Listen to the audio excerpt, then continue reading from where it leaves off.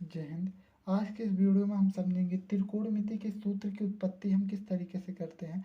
जैसा कि आपके पास तीन सूत्र दे रखा है, sine square theta plus cos square theta equal to 1, sec square theta equal to 1 plus tan square theta, cosec square theta equal to 1 plus cot square theta. इन तीनों सूत्रों को हम किस तरीके से निकालते हैं, आइए हम ट्रिक के माध्यम से हम इन सभी सूत्रों को निकालते हैं। जैसा कि आपको एक सूत्र पता होगा, यल ए एल के ए, जिसे हम बोलते हैं लाल बटे कक्का। क्या बोलते हैं? लाल बटे कक्का। ये आपका एक ट्रिक है, ठीक है। अब इसी के माध्यम से हम त्रिकोणमिति के सभी सूत्रों को सभी सूत्रों की उत्पत्ति हम इसी ट्रिक के माध्यम से करेंगे। जैसा कि यल ए एल के ए, लाल बटे कक्का, ये हमें क्या बताता है? लाल बटे कक्का हमें ये बताता है कि यदि आप ऊपर से नीचे की तरफ चलो, मतलब लंब बटे कण, आधार बटे कण, लंब बटे आधार। जैसा कि लंब बटे कण की ओर चलोगे तो ये हमें साइन दर्शाता है। क्या बताता है? साइन थीटा दर्शाता है। लंब बटे कण हमें बताता है। यदि आप आधार बटे कण ले रहे हो, ऊपर से नीचे की तरफ आ रहे हो, तो ये हमें बताता है कॉस थीटा, मतलब आधार बटे कण हमें बताता है, ठीक है।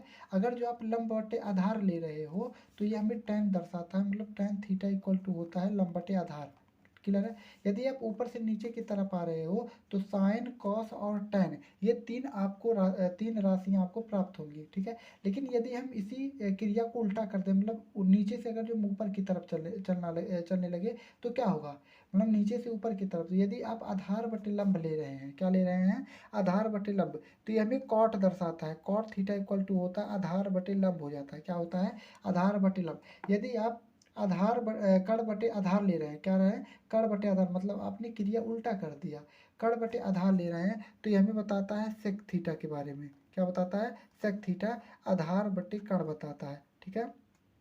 क्या, सॉरी, कण बटे आधार, ये कण बटे आधार हो जाएगा, सॉरी, कण बटे क्या हो जाएगा आपका? आधार हो जाएगा, ठीक है। क्या हो जाएगा? कण बटे आधार हो जाएगा, ठीक है। यदि आप इसी क्रिया को जैसे कि यहाँ पे लंब बटे कण था, यदि आप कण बटे लंब कर दो तो ये हमें दर्शाता है कोसेक के बारे में। क्या बताता है? कोसेक के बारे में, ठीक है। कोसेक थीटा इक्वल टू होता है कण बटे लंब। यहाँ पे देखेंगे कण बटे लंब इक्वल टू होता है कोसेक थीटा, कण बटे लंब। क्लियर है? इतनी बात आपको आई होप समझ में आ रही होगी। अब आगे देखते हैं। अब हम इस मान को निकालेंगे कैसे, ठीक है। इस मान को हम निकालेंगे कैसे, आइए हम समझते हैं। तो हम क्या करते हैं, बारी बारी से। हमें पता है एक सूत्र, हमें पता है पाइथागोरस प्रमेय। क्या पता है बाबू? पाइथागोरस प्रमेय। पाइथागोरस प्रमेय, ठीक है। पाइथागोरस प्रमेय। पाइथागोरस प्रमेय क्या कहता है? गणित समकोण त्रिभुज के ऊपर अपना एक प्रमेय दिया था। किसके ऊपर दिया था? समकोण त्रिभुज के ऊपर। जैसा कि आपके पास ये एक त्रिभुज है, समकोण त्रिभुज के ऊपर उन्होंने बोला यदि इस त्रिभुज का आप नाम ABC रख दें, तो उन्होंने बोला कि जो सबसे बड़ी भुजा कर्ण है, इसको हम कर्ण से दिखाते हैं, ये आपका लंब है और ये आपका आधार है। तो पाइथागोरस प्रमेय में पाइथागोरस भाई साहब ने बोला कि जो सबसे बड़ी भुजा है उसका यदि आप वर्ग कर दो, ध्यान दीजिएगा बाबू, सबसे बड़ी भुजा का जो वर्ग है, इन दोनों भुजाओं के वर्ग के योग के क्या होता है? बराबर होता है। मतलब जो कर्ण का स्क्वायर होगा वो लंब का स्क्वायर और आधार का स्क्वायर की योग के क्या होगा? बराबर होगा। ये आपका पाइथागोरस आ जाता है प्रमेय। क्या आ जाता है बाबू? पाइथागोरस प्रमेय।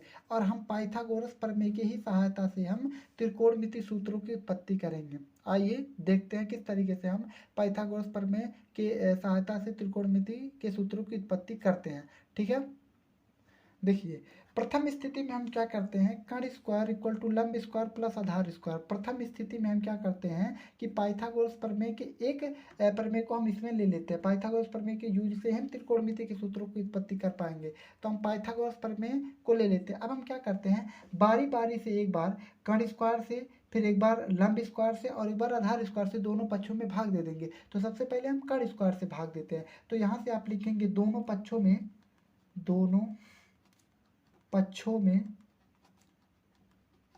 कर्ण स्क्वायर से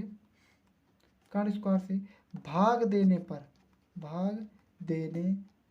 क्लियर है? अब क्या करेंगे, बारी बारी से दोनों पक्षों में कर्ण स्क्वायर से भाग देने पर, ठीक है। तो कर्ण स्क्वायर से इस पक्षों में भाग देने पर, तो इसको हम मान लेते हैं समीकरण नंबर 1, ठीक है। क्या मान लेते हैं? समीकरण नंबर 1। तो यहाँ से हो जाएगा कर्ण स्क्वायर इक्वल टू लंब स्क्वायर प्लस आधार स्क्वायर। क्लियर है? कर्ण स्क्वायर इक्वल टू लंब स्क्वायर प्लस आधार स्क्वायर। अब इस जो प्रथम समीकरण है, इस समीकरण में हम कर्ण स्क्वायर से भाग देंगे, मतलब दोनों पक्षों में, तो यहाँ से आपका हो जाएगा कर्ण स्क्वायर, इसमें भी आपका हो जाएगा कर्ण स्क्वायर और इसमें भी आपका हो जाएगा कर्ण स्क्वायर। यहाँ से कर्ण स्क्वायर आपका पूरा कट जाएगा, बचेगा आपका एक इक्वल टू लंब बटे कर्ण क्या होता है यहाँ पे स्क्वायर, सॉरी यहाँ पे लंब बटे जो कर्ण है, लंब बटे कर्ण हमें क्या दर्शाता है, ध्यान दीजिएगा, लंब बटे कर्ण हमें क्या दर्शाता है, साइन थीटा। तो हम लंब बटे कर्ण के स्थान पर क्या लिख सकते हैं, साइन थीटा लिख सकते हैं। क्या लिख सकते हैं, साइन थीटा लिख सकते हैं, साइन। अब यहाँ पे स्क्वायर है तो हम स्क्वायर थीटा पूरा लिखेंगे, क्या लिखेंगे, साइन स्क्वायर थीटा लिखेंगे, ठीक है। अब जो आधार बटे कर्ण है, यहाँ ध्यान दीजिएगा, यहाँ जो आधार बटे कर्ण ये हमें कॉस को दर्शाता है, तो हम यहाँ पे ले लेंगे प्लस है तो प्लस और यहाँ से हो जाएगा कॉस, लेकिन ऊपर नीचे स्क्वायर तो यहाँ स्क्वायर हो जाएगा और थीटा हम बैठा देंगे। तो यहाँ से पहला जो आपका सूत्र आपका तैयार हो गया कि sign square theta plus cos square theta रखते हैं, क्लियर है। तो ये आपका पहला जो सूत्र है आप आसानी से क्या कर लिए, प्राप्त कर लिए। आगे देखते हैं। अब दूसरी स्थिति में हम क्या करेंगे, फिर से उसी पाइथागोरस प्रमेय को लेंगे और उसको हम मान लेते हैं समीकरण नंबर 2। जैसा कि आपने पहली स्थिति में के स्क्वायर से भाग दिया था, मतलब कर्ण के स्क्वायर से भाग दिया था, फिर हम लंब के स्क्वायर से भाग दे देंगे। आपका मान हो तो आधार के स्क्वायर से भाग दे सकते हो, लेकिन हम इसमें क्या करते हैं, लंब स्क्वायर से हम क्या करते हैं, भाग दे देते हैं। तो लिखेंगे दोनों पक्षों में लंब स्क्वायर या यल स्क्वायर से भाग देने पर, क्या करने पर, भाग देने पर, तो हम दोनों पक्षों में एल स्क्वायर से भाग दे देंगे। क्या दे देंगे बाबू, एल स्क्वायर से भाग दे देंगे। तो दोनों पक्षों में यल स्क्वायर से क्या करने पर, भाग देने पर। तो इस तरीके से यल स्क्वायर से हम क्या कर दिए, दोनों पक्षों में भाग दे दिए। यहाँ से यल स्क्वायर ऊपर नीचे और ऊपर यल स्क्वायर और नीचे भी यल स्क्वायर, तो पूरा कट जाएगा। अच्छा, कर्ण बटे लंब हमें क्या बताता है, कर्ण बटे लंब, कर्ण बटे लंब हमें क्या बताता है, कर्ण बटे लंब हमें कौशिक थीटा दर्शाता है। क्या बताता है, कौशिक थीटा। तो यहाँ से हम इसके स्थान पे लिख सकते हैं कौशिक और स्क्वायर स्क्वायर तो स्क्वायर और थीटा हम लगा देंगे इक्वल टू, यहाँ पे यल स्क्वायर ऊपर भी और यल स्क्वायर नीचे भी, तो कट क्या आ जाएगा आपका एक, प्लस है तो यहाँ प्लस लगा देंगे। अब आधार बटे लंब हमें क्या बताता है, ठीक है, आधार बटे लंब हमें कॉट दर्शाता है, लेकिन यहाँ पे स्क्वायर है तो कॉट स्क्वायर थीटा आपका हो जाएगा।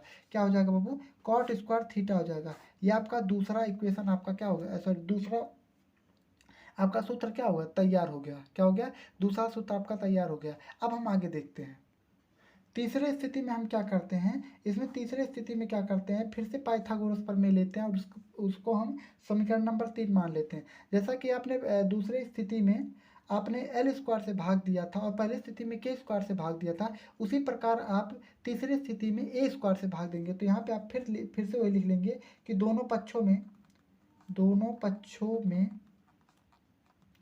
ए स्क्वायर से भाग देने पर, ठीक है, दोनों पक्षों में ए स्क्वायर से क्या करने पर, भाग देने पर, तो K square equal to L square plus A square.